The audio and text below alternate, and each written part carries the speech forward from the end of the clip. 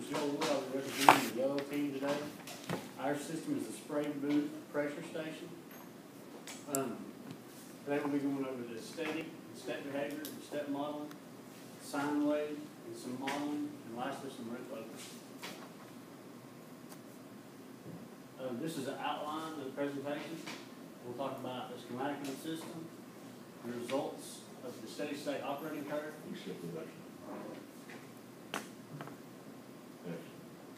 This is a schematic of our system. You can see the motor here, which supplies air pressure through to the booth, to each paint booth.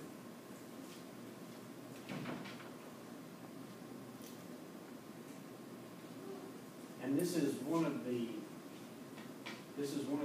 schematics of the power versus pressure versus time. And this is at an input of 85%. And this is where the system reached steady state.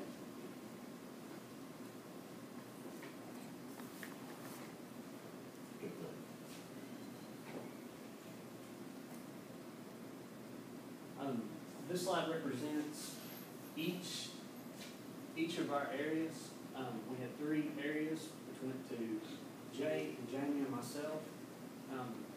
This represents the slope of each part of the system at steady state. It was close to 0.8 here, close to 1 here, and of course here it was lower.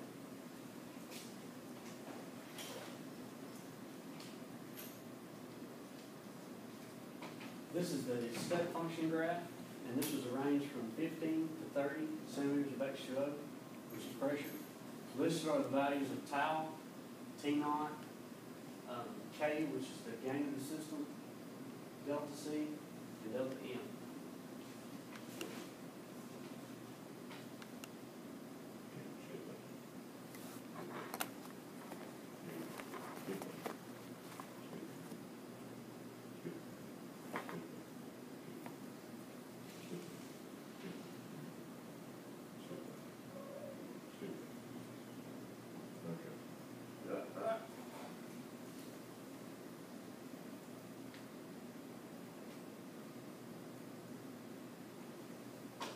Okay, this is the Bodie plot for range 1, which was James' range. Listed, you can see the order for this particular setting. This is the amplitude ratio versus the frequency.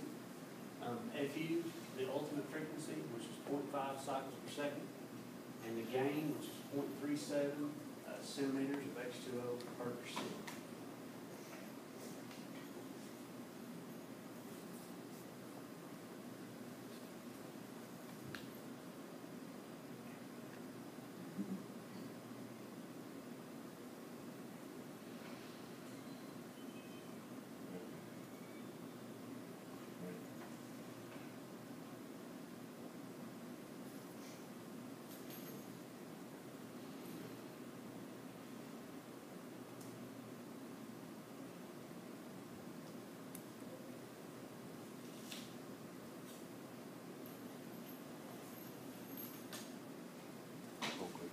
Listed are these are the values of the ultimate frequency, the gain, and the order, and the 1 over KCU of the system.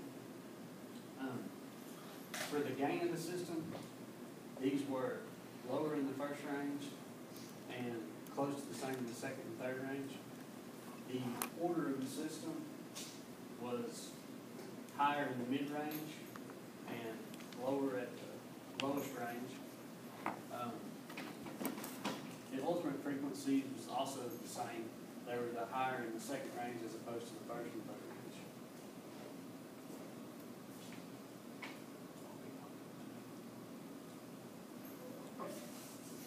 And this is a graph of the amplitude ratio versus the frequency for each range. This has the error bars, which shows error in the calculations at each frequency.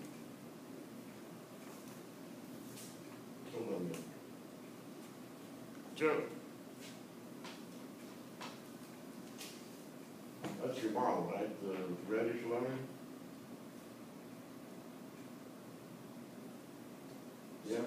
reddish line is the model.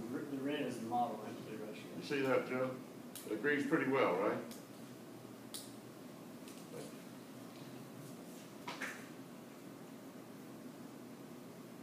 And this is the same for this is the same graph for a separate range.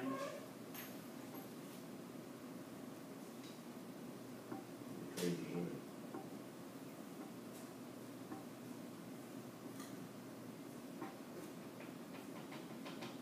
The changes in it. Sir? No, sir.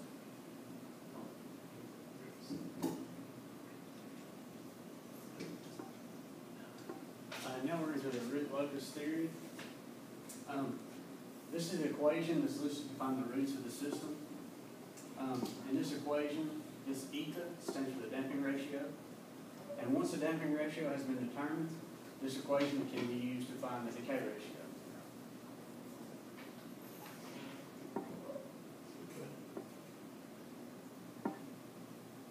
And this is what our root locus plot is going to look like.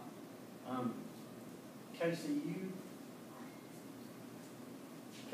is the ultimate, which is where the real portion of the root, the real portion of the root changes from a negative to a positive. KQD is represented as the quarter decay and a damping ratio of 0.215. KCD is known as critical damping, and is where the highest is, where KC is the highest while still having a monotonic output.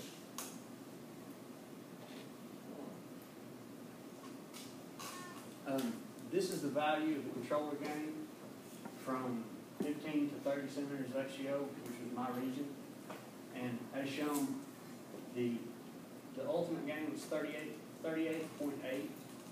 The quarter decay 25.6, and the critical damping was 6.7.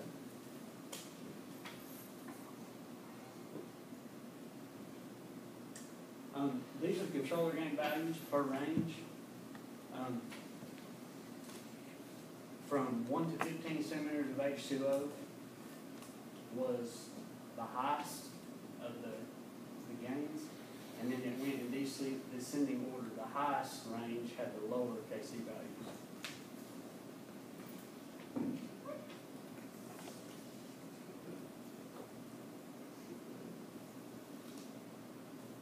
And in conclusion,